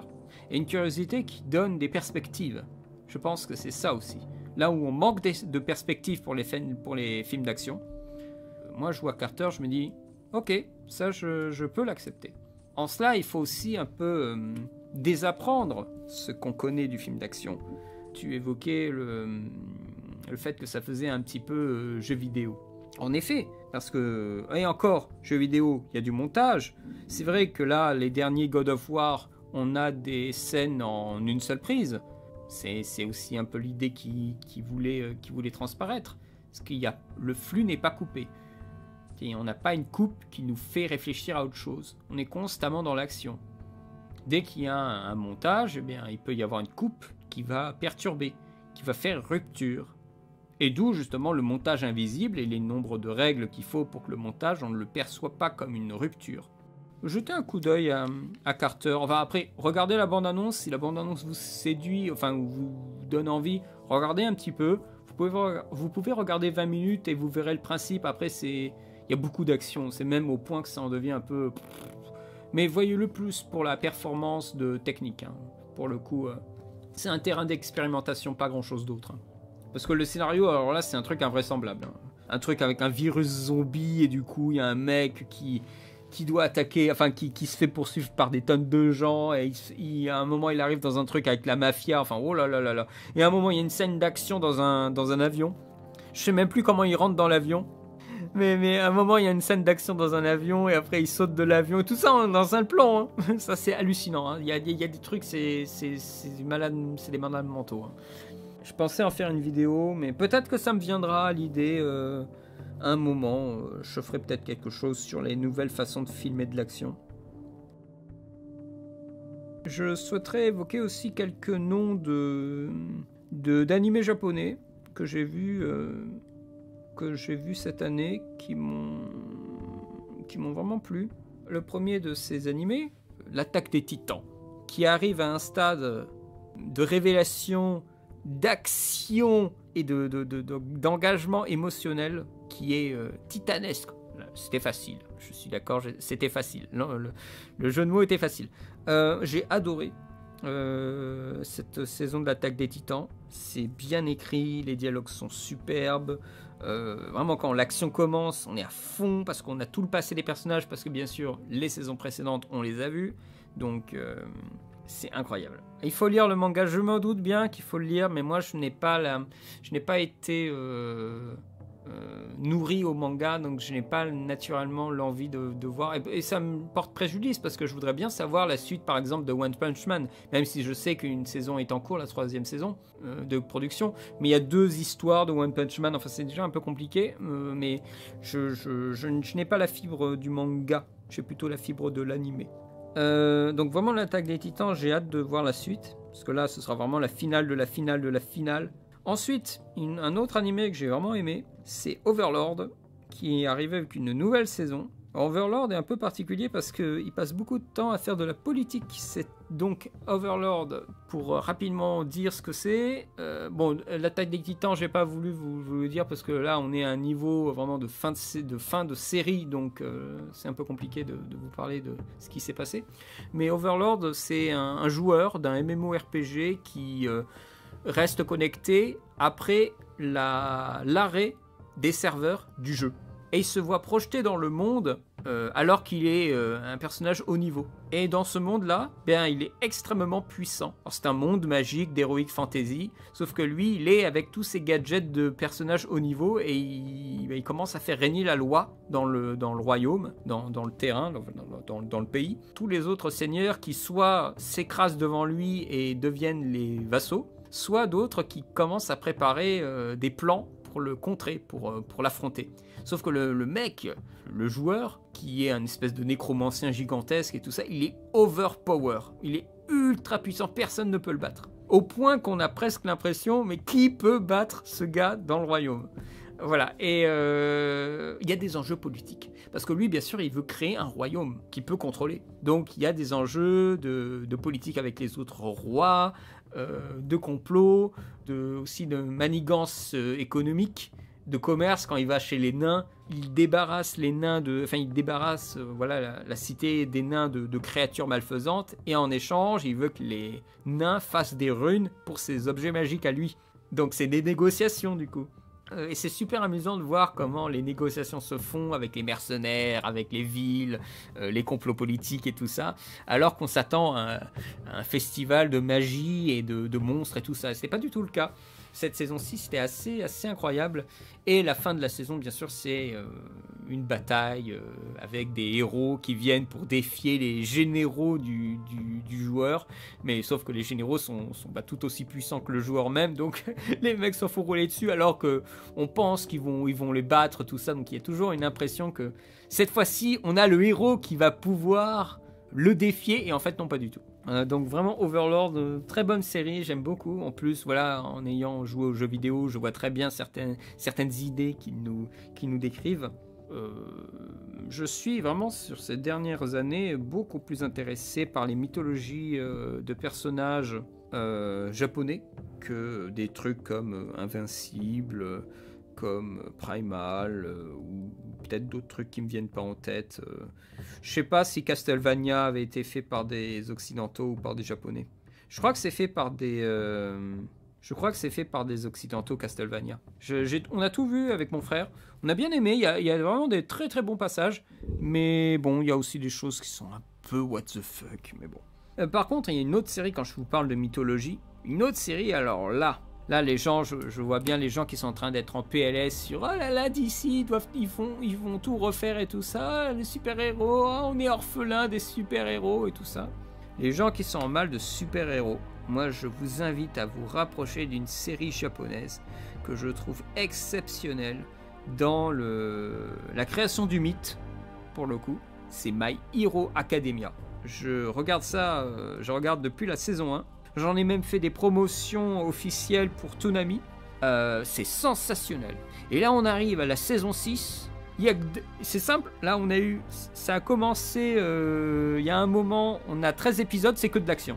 Et c'est sur la mythologie d'un enfant, d'un petit garçon qui n'a pas de pouvoir, donc de super pouvoir, puisque dans ce monde, les gens naissent avec un super pouvoir. Beaucoup de gens, je crois 80% de la population naît avec un super pouvoir, qui peut être n'importe quoi. Et cet enfant, il naît sans pouvoir. Et il est extrêmement triste parce que il voit son héros favori à la télé, qui s'appelle All Might, vraiment un super-héros américain, ultra balèze, très très très fort, un peu comme Superman. Et il voit ce super-héros et il sait qu'il pourra jamais être comme lui. Et à un moment, il rencontre ce super-héros, il est en face de lui. Et il se rend compte que ce super-héros, son pouvoir, c'est pas exactement ce qu'il attend, ce qu'il s'imaginait. Et son pouvoir, on lui a transmis à All Might. Il l'a pas eu à la naissance. Et All Might, en voyant ce petit enfant qui avait fait un acte héroïque un petit peu plus tôt dans l'épisode, et bien il va décider que ce petit enfant, il va être le prochain détenteur de son pouvoir, qui va lui donner son pouvoir. Là, c'est l'aventure qui commence pour cet enfant qui va faire l'apprentissage de l'héroïsme et même du super-héroïsme avec tout ce que l'animation, enfin tout ce qu'une série japonaise pour les ados comprend, c'est-à-dire l'école de super-héros, un énorme arc sur l'école de super-héros où il va rencontrer ses aides de camp, quoi, ses adjuvants et ses opposants, qui ont eux-mêmes des conflits à régler, les adversaires, donc des criminels qui eux aussi ont des pouvoirs, les mentors, les traîtres, les moments de joie et de tristesse, et quand il y a de l'action, alors là, bien sûr c'est une série japonaise, donc il y a aussi l'animation limitée comme on dit. Dans l'animation limitée, c'est donc il y a très peu de frames qui bougent et tout ça, et les gens font des monologues intérieurs. Faut être un peu habitué à ça, mais quand on y est habitué, ça passe crème. Les moments d'action, ça fout une belle fessée à tout ce que j'ai pu voir sur le sol américain. À part peut-être les films d'animation de DC, de Warner Animation, qui sont vraiment très très bien. Mais alors là, les scènes d'action, mais pas parce qu'elles sont... Enfin, il y en a qui sont vraiment ouf, hein, mais pas parce qu'elles sont super bien filmées de ouf, avec des gros effets et tout ça, mais parce que tu es engagé émotionnellement. Parce que les Japonais écrivent très très bien les scènes d'émotion qui vont après servir dans l'action. Et là, la puissance qui a été dégagée, exploitée, expliquée pendant 13 minutes d'épisode, pour les 7 minutes qui restent de l'épisode, tout est envoyé dans la gueule, et là on est très impliqué avec le personnage, dans ce qui va se passer, dans l'adversité, et c'est je trouve une technique d'écriture qui est terriblement efficace. Question bizarre, mais c'est juste pour avoir un avis si tu connais. Pour toi, est-ce que l'effet de distanciation est une facilité de narration, ou peut-être une bonne idée de mise en scène? Une facilité de narration pour narrer quoi? Parce que c'est ça. Les effets de distanciation te provoquent un choc et une rupture. Et avec cette rupture, qu'est-ce que t'en fais? Qu'est-ce que tu veux créer dans cette rupture? Elle est là pour créer de la rupture, l'effet de distanciation. Si l'objet de ta rupture n'est pas du tout pertinent, la distanciation ne sert à rien. Et elle sera gadget, elle sera pas intéressante. Elle sera une facilité pour pas grand-chose. C'est la situation que tu veux mettre en distanciation qui te fait questionner le pourquoi de ton outil de distanciation. Je reviens à une question, à une scène que j'avais vue pour mon boulot, qui est Contre-enquête. Je crois que c'est de Sidney Lumet, Contre-enquête, avec Nick Nolte. Il y a un moment, une très longue scène d'interrogatoire, dans une pièce. Et c'est assez chaud ce qui se passe dans cette scène-là. Et tout d'un coup, la caméra remplace un mur. Elle est au niveau du mur. Elle est même à travers le mur. Et on voit la scène d'interrogatoire comme si c'était une pièce de théâtre. Et ça nous fait un choc de distanciation. Et on se rend compte à quel point tout ce qui se passe là est complètement ridicule. Et à quel point ces gens se prennent pas pour des merdes, mais que tout ça est un petit peu un jeu de basse-cour et d'une vulgarité sans nom. Et ça nous fait rendre compte à quel point en fait les méthodes de la police présentées dans ce film, qui ne sont pas du tout des méthodes réelles, c'est une véritable fiction, sont orduriers, archaïques, misogynes, complètement déplacées pour soutirer la vérité. L'idée de distanciation, cela sert un propos qui met à mal la police, notamment un personnage, celui joué par Nick Nolte. Donc là, la distanciation a un effet dramatique. Il est bien utilisé. Je vous invite à voir d'ailleurs Contre-enquête. Je crois que c'est Q&A. C'était un bon film, c'est un bon film policier. C'est un exemple que je prends comme ça, il me vient en tête instantanément, comme ça j'y pense, mais c'est ce que tu veux dénoncer par ta distanciation qui doit être d'abord mis sur la table avant de te dire par quel outil de distanciation je vais créer La distanciation, c'est la distance avec quelque chose. C'est quoi ce quelque chose? C'est ça la question qu'il faut se pointer. Si tu crées un court-métrage dans lequel tu veux faire de la distanciation, c'est qu'est-ce que tu veux faire distancier avec le spectateur? C'est ça en fait. C'est ton point de base et après ta distance, tu vas créer par un effet. Et c'est ce point de base là que tu dois pointer dans ta note d'intention et après tu travailles ton effet. J'ai pas précisément répondu à ta question, mais pour moi, la question de l'effet, c'est le procédé. Mais le pourquoi est pour moi plus important. Je suis désolé de taper un peu à côté de la question, mais si tu trouves des choses intéressantes dans ce que je dis, tant mieux. Je suis désolé, hein. Je frappe à côté. Je suis un très mauvais lanceur de balles, hein, sachez-le. Question numéro 5 de Luc. Si tu avais l'occasion de voyager dans le temps... Oh putain, non pas ces questions-là, pitié. Si tu avais une occasion de voyager dans le temps et que tu rencontres ton toi d'il y a 10 ans, qu'est-ce que tu lui aurais dit sur son avenir? Absolument rien. Je l'aurais même évité. Comme Marty McFly dans Retour vers le futur. Ah non, ces trucs comme ça, moi, j'y touche pas. Hein. C'est comme la drogue, hein, j'y touche pas. Oh putain de merde. Je ne lui dirais rien du tout. Parce que je risquerais de le regretter. Si, je lui passerais un almanach des sports.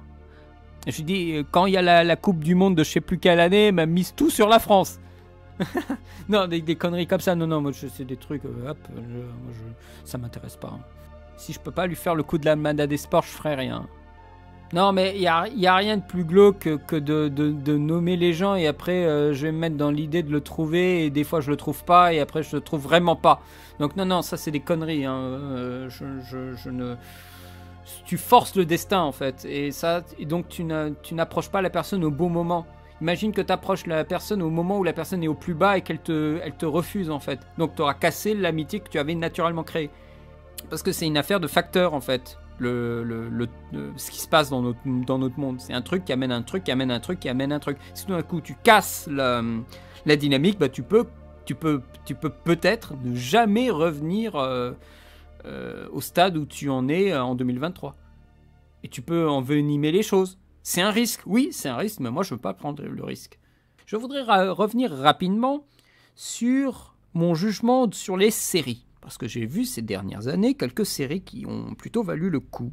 Des séries comme Fondation, Raised by the Wolves, Arcane, The Boys, Invincible et Rings of Power, là récemment. J'ai réécouté toutes les parties de mes FAQ les concernant les jugements sur les séries, et je reste généralement en accord avec ce que j'ai dit, sur mes souhaits, les spécificités, ma méfiance, mais il y a une petite différence sur l'esthétique générale des séries.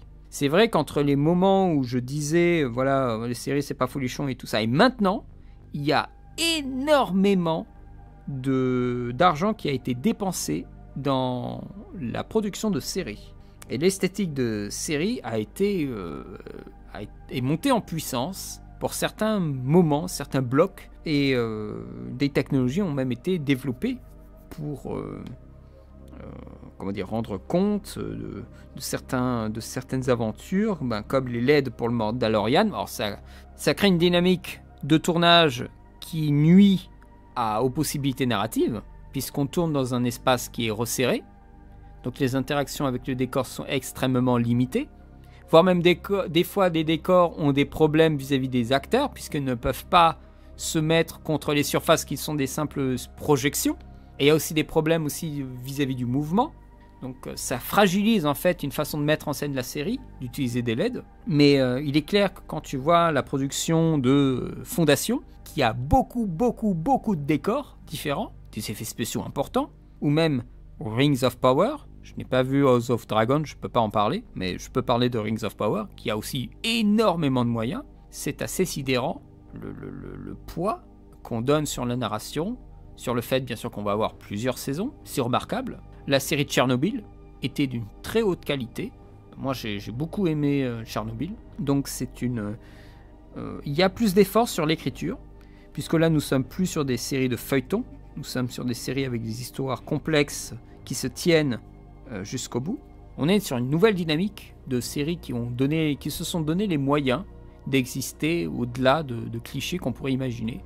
L'histoire à rallonge. Il y a des séries qui sont verrouillées dès le départ, comme Dark, série allemande, en 3 saisons. Raised by the Wolves, j'ai adoré, c'est chaotique et foisonnant à la fois. Oui, Je suis d'accord. D'ailleurs, ils n'ont pas rénové la série, donc la série se termine officiellement avec la fin de la saison 2. Et il n'y aura pas de saison 3. Bon, c'est le risque aussi, hein, des séries de se faire arrêter au milieu de leurs intrigues. Ça n'a rien à voir avec Prometheus Covenant, Valentin, Raised by the Wolves. Mais on peut y voir plein de correspondances pour le coup. Alors moi, je suis pas du tout friand des séries Disney, Xis 3D. Xis 3, pardon. Donc Andor, ça ne m'intéresse pas du tout. Je ne cours pas après ce genre de série. Je souhaite voir des séries un petit peu différentes. J'avais vu par exemple la série Edge Runners, là, de Cyberpunk. Très très bien aussi à regarder. C'est sur l'écriture qu'il y a un effort supplémentaire pour se donner les moyens de belles scènes qui sont après mises avec beaucoup de moyens au tournage. Une adaptation par exemple de Fondation propose des choses, semble-t-il, inédites par rapport au bouquin, qui sont peut-être les meilleures choses de la série, avec ce roi multiplié par 3 là. C'est quoi déjà le crépuscule, l'aube et le jour. C'est une super... Les aurores, je sais plus comment ils les appellent dans la série, mais cette espèce d'empereur galactique avec différents stades de son âge qui gouverne avec lui, c'est une formidable idée, et c'est pas dans le bouquin. Donc on a des auteurs qui créent des choses, et on continue, on va avoir The Last of Us. En effet, tu en parles, Valentin. The Last of Us, moi ça m'intéresse, parce que je n'ai pas joué au jeu. Je n'ai vu que du gameplay, j'ai vu des gens y jouer. Et donc la série, c'est une façon aussi de me rapprocher de cet univers. Il y a toujours qui se font au rabais, hein. Je travaille sur une série qui est vachement au rabais ces derniers temps. Une espèce de suite de séries des années 2000, enfin bon. Mais il y a les séries qui sont médiatisées, il y a de la production value réelle, un effort de lumière et une écriture, on essaie de créer des choses, quoi. On crée du mouvement. Je veux y croire, mais je ne veux pas commencer à regarder plus de séries que de films. Donc, bon, il est clair que la série Fallout, je la dévorerai, parce que j'ai beaucoup joué au jeu. Mais le reste, je regarde avec ma coloc. Et on prend le temps de regarder. On se rue pas sur les séries. Dernier point de ma petite feuille de propos. Alors, c'est un point qui est...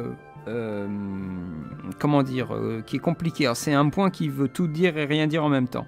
Je vous lis ce que j'ai marqué. Je vais déchiffrer ce que j'ai essayé d'écrire là.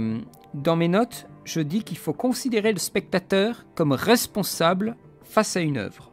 Que on a toujours moyen de dire quelque chose sur une œuvre.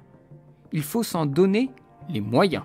Et ensuite, je parle d'un autre truc que je crois qui sera vraiment le tout dernier point, qui finalement une idée qui est complètement à part de l'idée. Mais je pense, ce que je voulais dire par là, c'est que des fois, les gens se laissent trop guider par autrui et ne veulent pas faire d'efforts, de se poser plus de questions sur une œuvre, sur un film, et se laissent porter par des clichés. Précisément, c'est la question que tu évoquais, Luc, plutôt que faire leur propre réflexion et remettre en cause justement ces clichés, en essayant d'aller plus loin.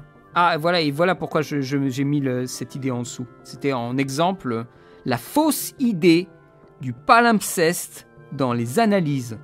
Voilà. La question du palimpseste, c'est un truc qui m'arrache les yeux.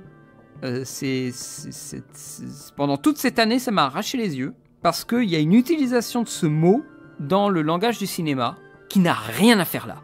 Le palimpseste, qu'est-ce que c'est ? C'est une action qui permet de découvrir un texte en détruisant un autre. Parce qu'à une certaine époque, le papier était rare. Et les moines qui savaient écrire réécrivaient par-dessus un autre texte. Et en détruisant ce premier texte, un deuxième texte apparaît. Donc l'idée est de détruire pour révéler. C'est une action manuelle. C'est une action qui est concrète, qui est physique. Et il y a je sais pas qui, c'est peut-être Luc Lagier, qui a décidé de l'utiliser pour le cinéma. Sauf qu'en aucun cas, dans un film, on détruit pour révéler. Et on a encore moins une démarche manuelle, puisqu'on ne détruit pas les pellicules pour révéler quelque chose qui est derrière. Et donc pour moi, ce mot, qui est utilisé pour du manuscrit, pour de l'écriture, un mot spécifique à une démarche d'écriture, se voit dépossédé de ces caractéristiques liées à un domaine précis pour être déclinées dans un autre art, parce que ça faisait stylé d'utiliser ce mot savant pour parler de Vertigo ou de films qui s'en rapprochent, de De Palma et tout ça. Une définition dépossédée de son sens pour parler de cinéma. Et ça, pour moi, c'est une fausse bonne idée que des gens ont considéré utiliser ce mot, ce terme, pour parler de cinéma. Comme si il leur manquait un mot pour définir Vertigo, pour définir des concepts de surimpression. Sauf que là, le palimpseste, c'est pas de la surimpression. C'est un effet de destruction de révélation. C'est pas un truc qu'on verrait derrière. Non. Et c'est en cela que je reviens sur l'idée que il faut se donner les moyens d'aller au-delà, en fait, d'utiliser simplement des mots qui viennent d'une autre gamme d'analyse, de spécialité, pour définir telle ou telle chose dans le cinéma. Et c'est pas parce qu'on l'a fait en utilisant des termes de peinture, ou des termes de sculpture, ou des termes de théâtre, qu'il faut commencer à piller tous les domaines d'expertise pour les ramener au cinéma. Et ça veut pas dire que ça marchera à chaque fois. Et moi, vis-à-vis de ce mot, c'est un non catégorique. Et moi, j'ai des ulcères quand j'entends... j'ai essayé de me faire comprendre, mais je crois pas qu'il l'ait compris, le cinématographeur. Quand il parle des films là qui sont des palimpsestes de je sais trop quoi, et il n'en démord pas, moi j'ai beaucoup de mal à me faire comprendre de lui vis-à-vis de que cette notion n'a rien à faire dans le cinéma. Si en effet il y a un seul moment où on pourrait dire qu'il y a palimpseste, c'est sur les bobines de films trichrome. Puisque les trichromes, si je me souviens bien, c'est ce que j'avais évoqué dans The Black Pirate, le film en couleur là, de pirate de 1927, je crois, quand il collait des pellicules rouge, bleu et vert pour former une pellicule couleur. Alors oui, là on peut dire que si on gratte une des pellicules, eh bien tout d'un coup, il y a quelque chose d'autre qui se révèle. Un film qui a une couleur en moins. Oui, là, on pourrait dire que c'est un palimpseste. Voilà, merci, The Black Pirate 1925. Oui, là, on peut dire que c'est un palimpseste. Alors, ça sert à rien, mais on peut le dire parce qu'il y a une action physique de révéler quelque chose derrière une autre chose. Et que c'est une action manuelle. Encore une fois, c'est du manuscrit dont on parle, là. Donc, encore une fois, les gens qui utilisent des mots pour combler le manque d'approche vis-à-vis d'un film, à force de chercher un peu trop loin, on va déposséder le terme de ses spécificités, et c'est dommage, quoi. Et après, ça donne de mauvaises définitions. Et des gens qui ne feront pas des démarches de se renseigner un peu, eh bien, ils vont le prendre comme tel, parce que c'est machin qui l'a dit. Sauf qu'encore une fois, ce sont pas des anges, quoi. Ils peuvent aussi se tromper. Ils peuvent aussi s'amuser à détourner des choses sans être méchants, hein, mais dans lesquels ils auraient tort, en fait. C'est sûr, à force de tordre le mot dans tous les sens, on peut lui faire dire ce qu'on veut, hein. Il faut juste se donner les moyens de voir autrement une œuvre, de trouver d'autres termes qui soient plus justes sans avoir à casser littéralement le mot qu'on a envie d'utiliser. Il ne s'agit pas de créer de nouveaux mots, mais il y a tellement de choses pour définir une œuvre. Mais je voulais revenir sur cette notion de palimpseste, c'était important pour moi. Ça, c'est un truc qui m'a beaucoup énervé dans l'année, en termes de cinéma, de réflexion de cinéma. C'est un truc très spécifique, je l'entends, mais c'est quelque chose qui, moi, m'a un petit peu choqué, quoi. Et ces analyses du cinématographeur, t'en penses quoi en général? Très taxé US en ce qui me concerne, mais bon, c'est la cible, j'imagine. Oui, c'est la cible, mais c'est aussi une cible, une façon de procéder qui, moi, ne me plaît pas trop. C'est très, très dirigiste, très appuyé, très dirigiste, sur des films aussi qui sont... Spider-Man. Mais laissez-les dans leur cercueil, ces films-là. Oh là là là là. Putain.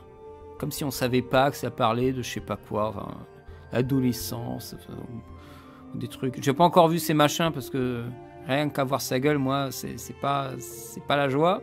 Tout doit être expliqué, tout. Et c'est ça et pas autre chose. Enfin, c'est l'impression que ça donne, encore une fois, c'est qu'il laisse pas de marge pour le spectateur. Ce sont des démonstrations qui sont comme des blocs de béton. C'est lourd à digérer. C'est pas super agréable, hein. Je suis presque content de faire des analyses de séquences en majorité de mon côté parce que j'avance sur la séquence avec le spectateur. Je prétends pas faire une démonstration. De toute façon, quand on fait une démonstration, on ne donne pas de marge.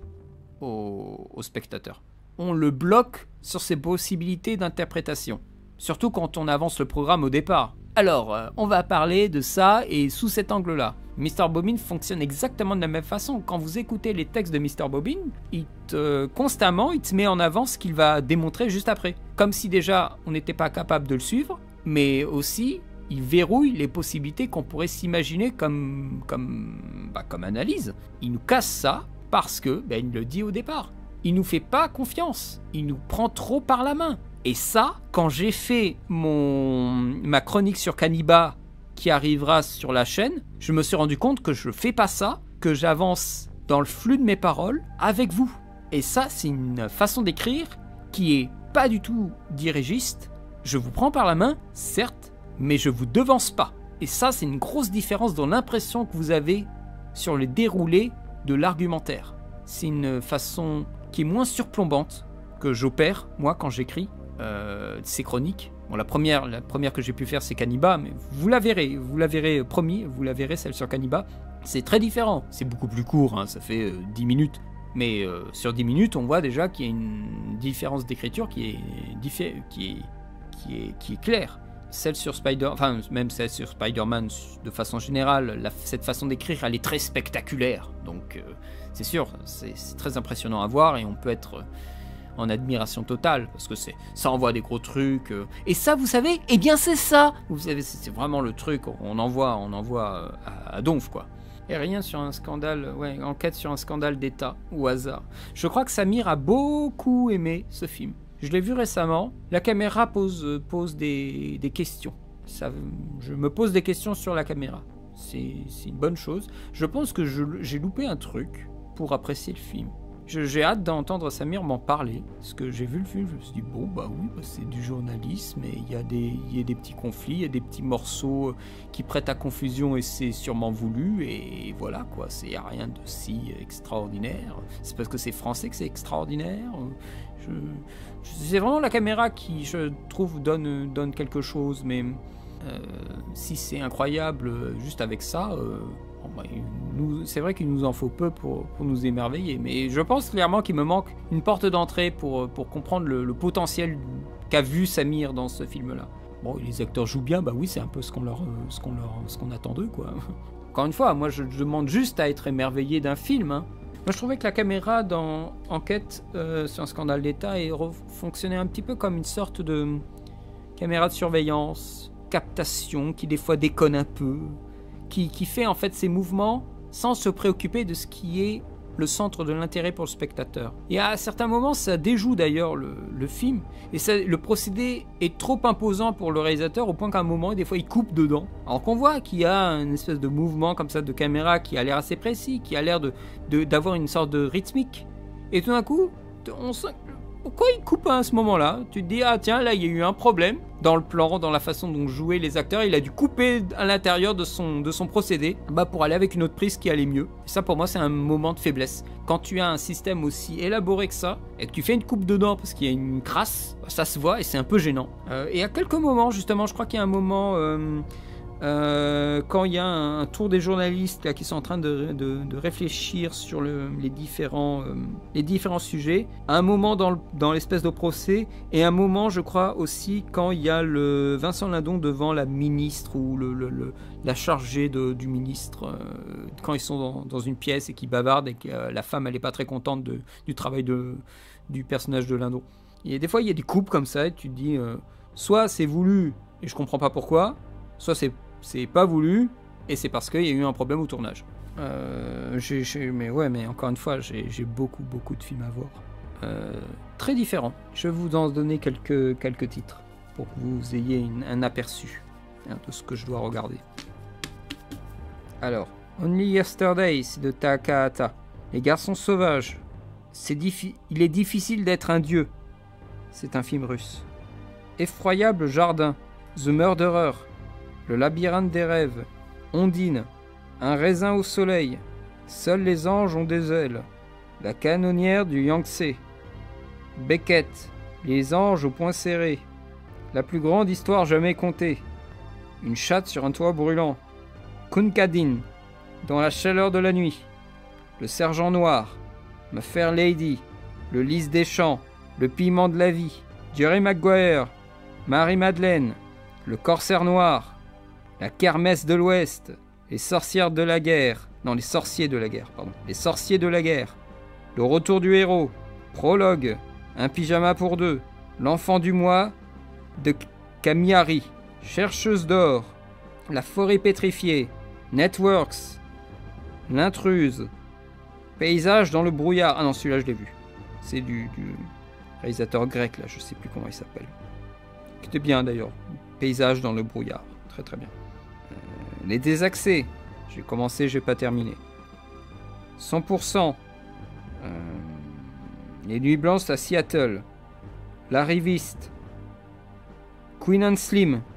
Ciel d'enfer. La Terre. Saladin. Le Retour de l'Enfant Prodige. Alexandrie Pourquoi. Tout ça, je crois que la plupart, ce sont des films de Yosef Chahine. Certains sur son Netflix, d'ailleurs. Je vous invite à regarder les films de Yosef Chahine dans... Non, Ciel d'enfer, j'ai vu. Mais les autres, non. Le Destin. Ça, j'ai vu, Le Destin. C'était pas mal. Mais j'ai préféré le ciel d'enfer. Le Dernier Rivage. Le Monde, la Chair et le Diable. New York ne répond plus. Restart the Earth. Sans Soleil. Pet Shop Boys, It Couldn't Happen Here. Le Plombier. Peter Weir, n'est-ce pas Stéphane? Les Voitures ont mangé Paris. Gallipoli, j'ai toujours pas vu. Reine du Soleil, c'est un film d'animation. Green Card. État second. La Vénus des mers chaudes. Voilà. Quelques films que je dois voir. Vous voyez que je suis pas à la fête, il y en a beaucoup. Ouais. Tu vois, comme quoi, avec les vacances, j'ai toujours pas eu le temps de terminer les Peter Weir. Ouais, je sais qu'on dînait sur Arte, je l'ai récupéré. Il y a, voilà, beaucoup de films très différents que je dois voir. Donc là, sur la chaîne, vous voyez qu'il y a une petite fraction de ce que je vois en vrai. Et des fois, j'ai juste pas la mentalité pour me lancer un film, donc je fais autre chose. Je fais tout, c'est des listes où il y a tout n'importe quoi. Là, si je prends un papier au hasard, vraiment au hasard, j'ai des petits papiers où j'ai des listes de films. Là, je vais vous lire ce qui est marqué. Il y a Animal Mundi, ça c'est de Reggio, Unstoppable de Ridley Scott, Mon Inconnu, je sais même pas ce que c'est, si ça se trouve je l'ai pas vu, Vincent n'a pas d'écaille, Police Story 3 Super Cop, Les Rues de Feu, Le Labyrinthe des Rêves, Big Bug, The Murderer, Superman Man of Tomorrow, Project X, Broderick, donc c'est sûrement un film qui s'appelle Project X, et pour le différencier avec le film Project X, là, le truc en caméra, en caméra footage, machin, j'ai remis entre parenthèses Broderick. Effroyable Jardin, Last Night in Soho, Creepshow, The Shadow de 2019, Malignante, Le Jour d'après, 1983, Halloween Kills, Elvis, Les Diaboliques, Le Sommet des Dieux, Kagemusha, The Green Knight, Kanoa et Card Counter. Voilà, ça c'est un petit papier avec toutes sortes de films. Vous voyez un peu le truc, voilà. Et ça, j'ai des papiers comme ça, j'en ai 1, 2, 3, 4, 5, 6, 7, 8, 9, 10, 11. J'ai 11 papiers comme ça. Voilà. Donc, voilà pourquoi je suis aussi lent pour faire quoi que ce soit dans ce bas monde. C'est que j'ai des listes que j'arrive pas à terminer. Et des fois, il y a des films, je peux pas les lancer comme ça. Enfin, je peux pas voilà. Il m'a fallu quand même un peu de temps pour me mettre en condition pour regarder Under the Silver Lake, là que je vois en face de moi dans une des listes.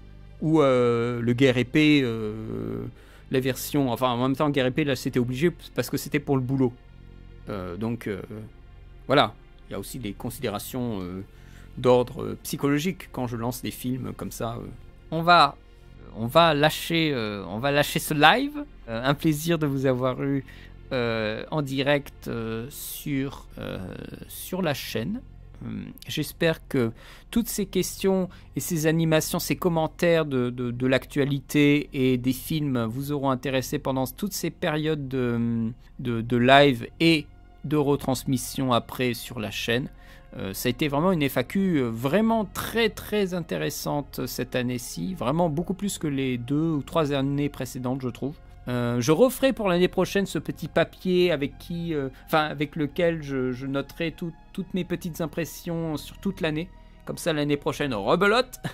En tout cas, merci beaucoup de m'avoir suivi. Merci beaucoup. Je vous souhaite de passer une très bonne année, plein de bonnes choses. Et merci encore une fois pour le soutien, pour les commentaires, votre présence. Et certains depuis des années. Merci beaucoup.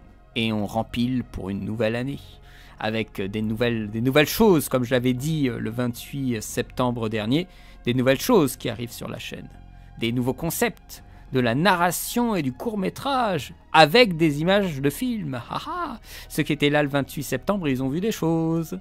Les autres, ils verront quand ça sortira.